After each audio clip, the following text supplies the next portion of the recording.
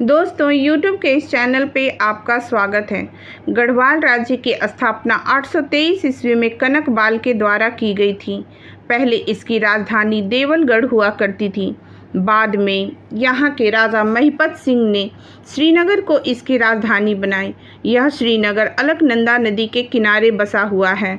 गढ़वाल एक संपन्न राज्य था। यहाँ सोने की खदानें थी।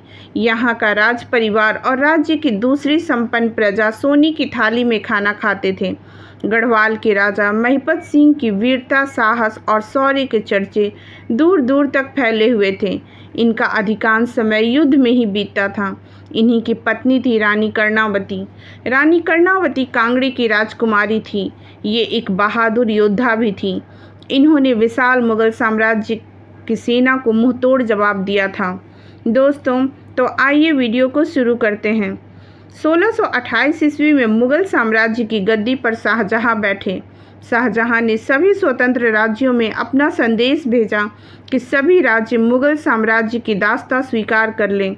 जब दूत शाहजहां का संदेश लेकर गढ़वाल पहुंचा तो इस संदेश से राजा महिपत सिंह के स्वाभिमान को चोट पहुंची। महिपत सिंह ने इसे मानने से इनकार कर दिया।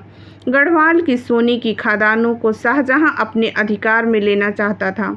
1631 ईस्वी में महिपत सिंह ने कुमाऊं पर आक्रमण किया और इस युद्ध में उनकी मृत्यु हो गई। उनकी मृत्यु के बाद गढ़वाल की राजगद्दी पर उनके 7 साल के पुत्र पृथ्वीपत शाह को बैठाया जाता है और रानी कर्णावती उनकी संरक्षिका बनती है। गढ़वाल पर कई पड़ोसी राज्यों की नज़र थी। एक के बाद एक कई राज्यों ने गढ़वाल पर आक्रमण किए, पर रानी ने उनका डटकर सामना किया और उन्हें उल्टे पैर वापस भेज दिया। इसके अलावा रानी ने प्रजा के हित में कई काम किए। दूसरी ओर शाहजहां को भी यह सही मौका दिखाई दिया गढ़वाल पर आक्रमण करने का और उसे जीतने का। शाहजहां ने नजावत खां के साथ 30,000 सैनिकों को गढ़वाल पर आक्रमण करने के लिए भेजा। मनुची ने इस युद्ध का वर्णन अपने लेख में किया है। रानी ने भी मुगलों का सामना करने की ठान ली। मुगलों को पहाड़ी इलाकों की उतनी जानकारी नहीं थी। रानी ने मुगल सेनाओं को अपने राज्य के काफ़ी अंदर तक आने दिया और फिर जिस रास्ते से वे आए थे उसे बंद कर दिया। मुगल सेनाओं को रानी के सेनाओं ने चारों ओर से घेर लिया था। मुगल सेना के पीछे लौटने का रास्ता बंद कर दिया गया था। धीरे धीरे मुगल सैनिकों के पास खाने पीने की चीज़ों की कमी होने लगी और सैनिकों की हिम्मत टूटने लगती है।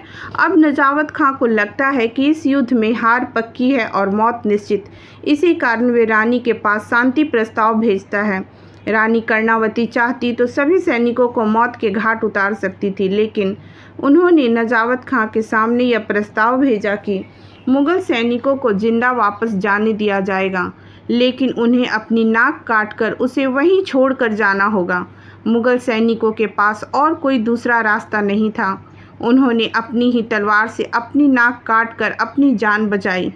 रानी ने ऐसा इसलिए किया था ताकि कोई और शासक उनके राज्य की ओर आंख उठाकर न देख पाए। जब ये नाक कटे सैनिक शाहजहां के पास पहुँचे तो वह आग बबूला हो गया और आरिज खां और खलीबुल्लाह खां के नेतृत्व में एक एक कर बड़ी फौज गढ़वाल पर आक्रमण करने के लिए भेजा, लेकिन रानी के पहाड़ी सैनिकों के सामने वे टिक नहीं पाए। इस तरह रानी कर्णावती ने मुगल साम्राज्य से अपने राज्य की रक्षा की। शाहजहां ने रानी कर्णावती को नक्कटी रानी कहा, जिसके बाद ये नक्कटी रानी के नाम से विख्यात हो गई। तो यह थी भारतीय इतिहास की शेरनी कर्णावती की कहानी।